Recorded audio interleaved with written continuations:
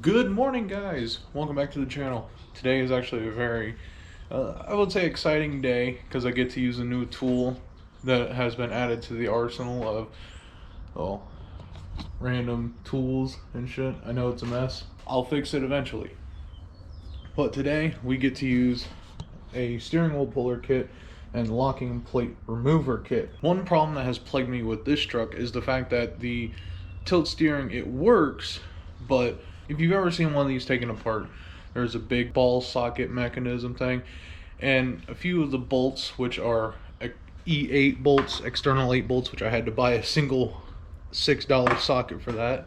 I could have gotten a kit, but I just wanted the one socket because I was like, I probably won't need any external bolts or sockets. In the future, I'll probably end up just buying a set regardless, but I just wanted to get that single one for now. Anyways, there's 3 or 4, I think there's 4 external 8 bolts that have to be tightened down to make the steering wheel stop bouncing around. Because right now you can get in there and you can literally push it up, pull it down, side, you can do circles with it all you want, and it kind of bothers me. We got a leak somewhere. Where are you leaking from? Fuck. I don't feel anything wet. Oh, right here. It's come from up top, like right there. Fuck. What I was talking about is that. We're fixing that. So this horn button cover should just pop off. Oop.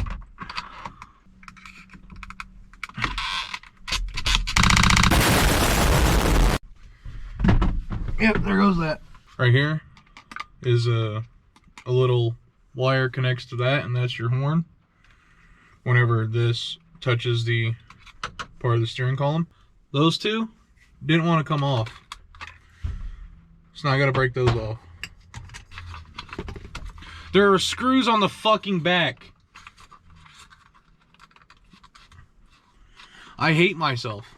So if you have a 92 Chevrolet Silverado, or mine's a Cheyenne, but if this is what the center of your steering wheel looks like, make sure you pull out those 2 fucking screws. Sorry, 7mm bolts. They're just, I should have just reached my hand back there. I should have fucking knew. One of the other tools you're gonna need for this job is a pivot pin remover tool. Looks like that. If I remember, I'll leave a link to it. I bought it off Amazon.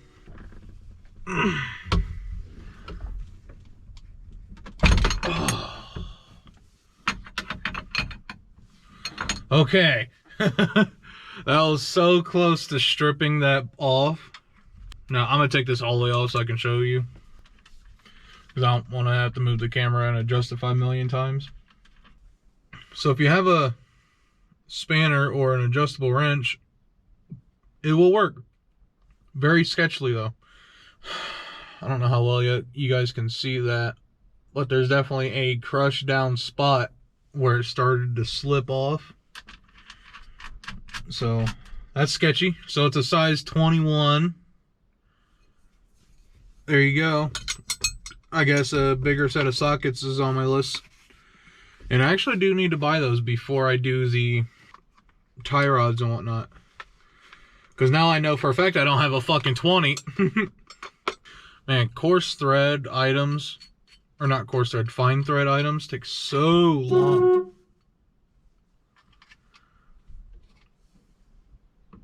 I don't know if my GoPro picked that up. The horn thing, it touched this and I touched the steering column, so whoops. When I held I was like, I think it's this one. When I held it up to it, it looked like it was too big, but then it started threading in and it's working. It's like just perfect. So far I really like this kit. So obviously you want the nut side out towards you, because that's what you're going to use to drive the So you're going to use you want the nut portion facing towards you, so you can use that to crank down to pull the steering wheel off. Yeah. I will be cross-referencing a video on the YouTubes. And if I remember to link that, I will. Man, this steering wheel is fucking heavy. Like, it's not unbearably heavy, but it weighs more than what you'd think. Oh, shit.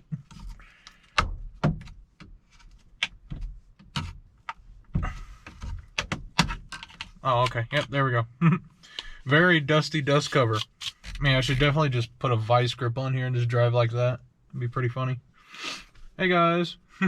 Got my vice grip steering wheel. This is the video I'm watching. He's doing different stuff than I am, but I'm mainly watching for the teardown and the reassembly. Oh. I did not know that. So we got this. Then we got the washer. And that big old nut.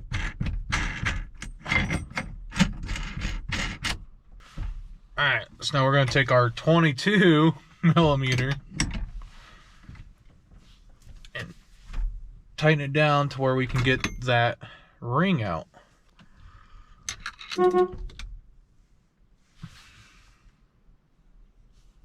I'm gonna go disconnect the fucking horn, because I do not want to sit here and listen to that fucking horn.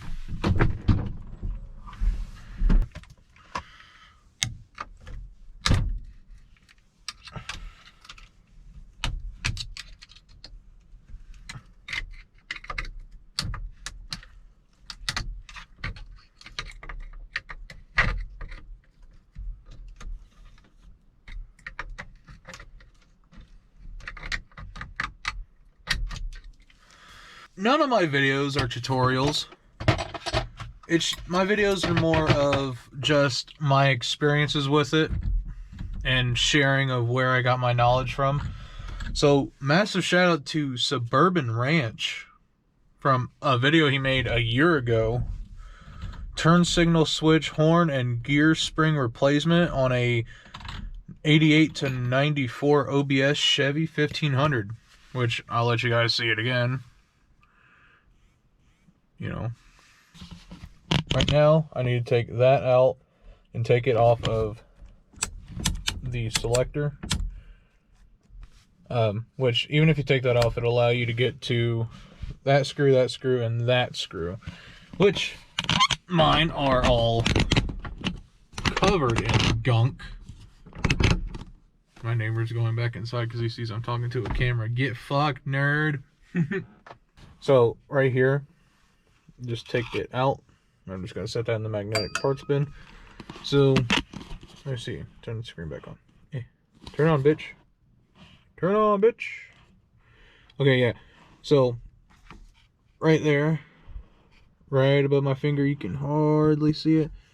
There's a little bar that moves, and you want the little ball end. That's disgusting. You want the little ball end on the bottom portion of that.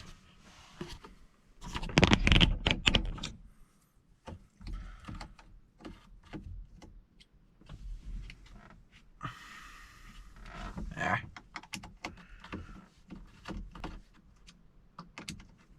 Come on, get out of there. Curse having fat fingers. I'm sure some women might like it, but I don't like it. What the fuck are with these commercials I'm hearing? Diarrhea, explosive gas. Alright. I need to take the hazard switch off. Okay. This is also a Phillips head as well. You should probably do that before you do the clock shifter thing, but it'll be fine. There is a spring in there, so be careful. I'll probably pick this up by taking pictures and doing a voiceover, doing it Fuzzy Dice Garage style. You know, a little bit of video here, a little bit of picture and voice over here, which I actually love his videos. I'm excited to see what he has in store for the Pinto. First of all, I want to apologize. It's not Fuzzy Dice Garage, it's Fuzzy Dice Projects. That's a dumb on my part. We're going to continue in this fashion since I did not pick up my camera to film an outro or show the fact that this actually fixed the problem I had. But what you're looking at now is a bunch of pictures with my beautiful, sexy voice in the background.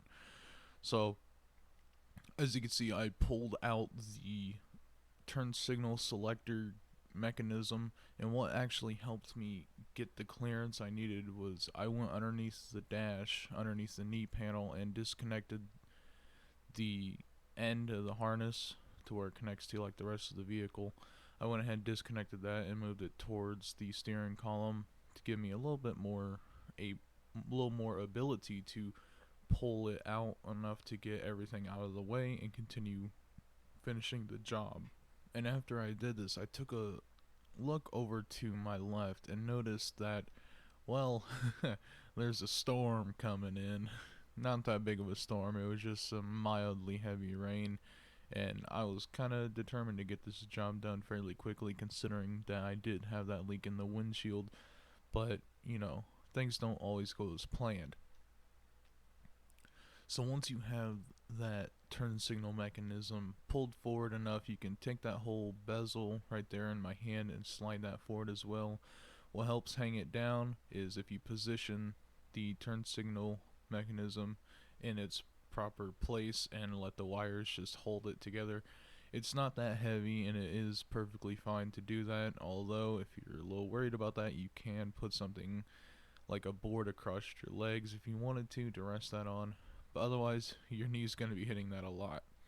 And as you can see, that little plastic piece surrounding the lever for the tilt steering, that does come off separately, and you can see that little, I don't know what you'd call that little cam right there, I guess. It actually popped off, which the only thing that really holds it in place is pressure and grease. But you really need to pay attention to that when you're putting it all back together, because I actually had a problem with that.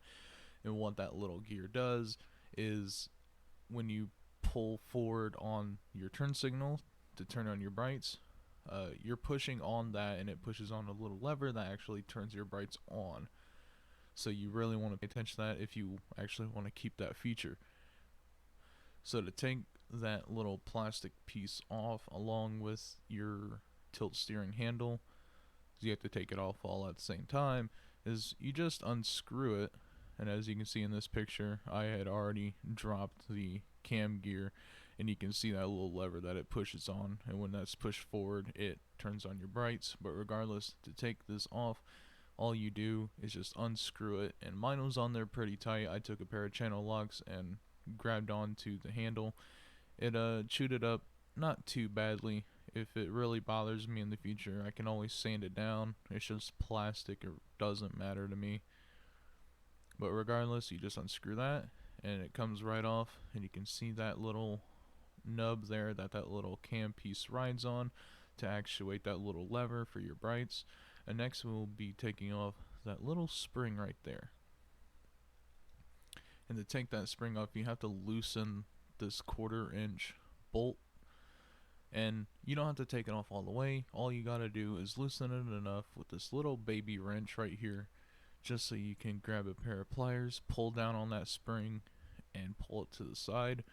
And something to keep in mind is after you take it off, this little coil right here where it bends and then goes into around this little pin, that little bend right there, you need to make sure that goes into this little indentation on that little plastic cam gear, because well, otherwise it won't work. The pin will just stay in the most forward position. It won't return fully forward like you need it to. And how I actually got the rest of the spring off is I kept twisting it up and pushed it down, because at the end of it, it's just the same thing right here, just up in here. All you gotta do is pull it up and push it down, and it comes right off. Next, we have to take out that little cam gear, which is held in by this little pin. And what I did is horizontally, I took my flathead screwdriver, and I just gave it a little tap to start moving the pin out, and then I aligned it perfect with the pin vertically, and then just gave it another nudge with the back of my hand, or the palm of my hand rather, and it pushed it out. And it does get a little stuck on there, but it doesn't really matter, I don't think. But yeah, all you do, you just tap it out, and then you just pull that pin out, and that allows you to take not only those two items, but also that little pin out as well. And then in this picture, you can see the race and the dust cover for the bearing. They're in the exact way that they go on. So when you're putting the race back in, you want to make sure the wider flared end is facing out towards you. That's something to keep in mind. It's pretty obvious, but sometimes I even checked the video that I was watching to make sure I was putting it in right, because I wasn't paying attention when I took it out to see what position it was in, and I just wanted to make sure that I was putting it in correctly. Next, we gotta remove the pivot pin on both sides of the steering column. There's one on the left side and on the right side. And in the little diagram, you can see they have a little Allen key in the back side of the screw. I didn't really need to use that, thank God, because I did not have an Allen key that fit it. I just held it with my finger if it wanted to spin at all. But all you do is take that screw and you screw it in to the little pivot pin, and then you take that little nut and you just tighten it down. Forgive me, but I do not remember what size it is. But if you get the same exact one, you'll have to figure that out yourself. Every little pivot pin remover tool is going to have a different way or different size nut on it to pull it out. But yeah, you just keep cranking on that little nut until the pivot pins pop out on the left and right side. And by this time, well, it started coming down pretty hard outside, and it helped melt the ice. But that leak in the windshield was not fun to have just sitting there dripping on the floor and my leg. And after I watched the rain drip through that little access point, I took a look to my right and realized, holy shit, there was a lot of tools all over the inside of my truck. Granted, you don't need all of these tools to do the job, it's just a few, but since it was raining, I did not want to get up back and forth to the garage, so I just brought every tool in that I thought I would need. And you don't have to bring your whole set of wrenches in there. It just made it easier for me because I didn't know particularly what size I was going to need. So here's a little tip that Suburban Ranch is the guy who posted the video I was watching, and I'll reference his video here in a minute. But what helped me get this little sleeve off was actually putting the tilt steering lever back in and using that as a handle to help wiggle it off, because it was on there pretty snugly. And looking at the picture now, I kind of regret not cleaning out all that dust because it kind of bothers me. You can also see the E8 bolts we were coming in to tighten. There's one down here, and you can tell there's the one missing right there. And it actually loosened up all the way and dropped down behind of where it was supposed to be. So I'm just glad I didn't go any further than that, because if it went further than that, I probably wouldn't have seen it. So we go ahead and snug them all down, and while I was starting to tighten that one down, you can see how big of a gap that it was leaving, and this wasn't even tightened down all the way. This was probably like halfway tightened down just on this one screw or bolt, whatever you want to call it, and that gap is pretty large for what it is.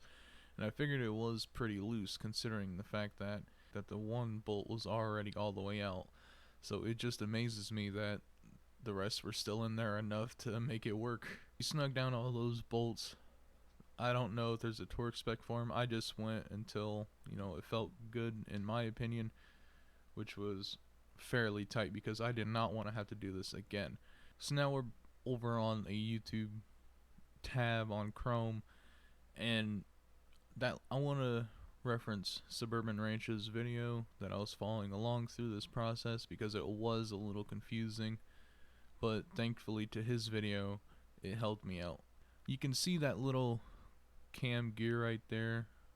I don't really know if it's a gear, but that little cam piece, you want to make sure that you put it back in the proper orientation to where, one, it's on there, and two, this little swoosh piece lines up on the inside where there's a little gap in between your little stem here and the internal ring where it lines up around all of that mess. Because I had put everything together and like put the steering wheel on, and then I realized, oh shit, my brights don't work. And I figured it was that piece, but just something to keep in mind.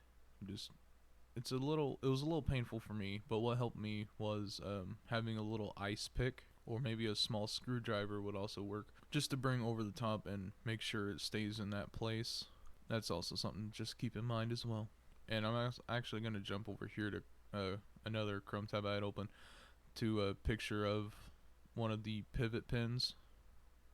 This is on the left side, and it's exactly the same on the right side. All you got to do, again, just screw it in and tighten that nut down, and it just pulls it right out. The way you put them back in is literally you just push it in, and if you have to force it in, make sure you got everything lined up, and then just take like a dead blow hammer or a nylon hammer, something that won't mar it or mushroom it out, and just give it a few taps in there. Alright, well that's going to be the end of the video. I forgot to film an outro with my GoPro after it charged, and I forgot to record a proper outro when I was doing the voiceover. Yes, that's a bitch boulevard sign above my head. I found that in the back of my truck in a future upcoming video that you will see. It's actually been a week since I had done the fix on the steering wheel, which you guys just somewhat watched. And it's very much worth it. I'd suggest you getting the tools and doing it on your truck yourself if you have a GMT400. It was definitely a good learning experience, and it makes me feel more confident that I can work on my truck more than what I thought I could before, because I actually thought it was way more complicated than what the job actually was. If you feel like you got any form of entertainment from this video, please hit the like button and subscribe for more. And it'll also be very nice if you guys check out Suburban Ranch's channel, because this video wouldn't be a thing at all if I didn't stumble across his video where he actually went in depth on how to put it together and dismantle it all. And hell, you can get way more information from his video and his channel than you can with mine. I'm just here to project my experiences and stuff that I somewhat know into a format that might be entertaining. So yeah, hit like if you liked it, hit dislike if you dislike it. I can't see it, so I don't care. Yeah. That's it, I guess. I don't know what to say. Monkeys are cool. Check out my protein shaker bottle. Can you spot me, bro? Alright. I hope you guys have a beautiful, fantastic, amazing day or night, whatever. Hey, you're most likely watching this on the toilet, and that's cool. I'll see you guys next time.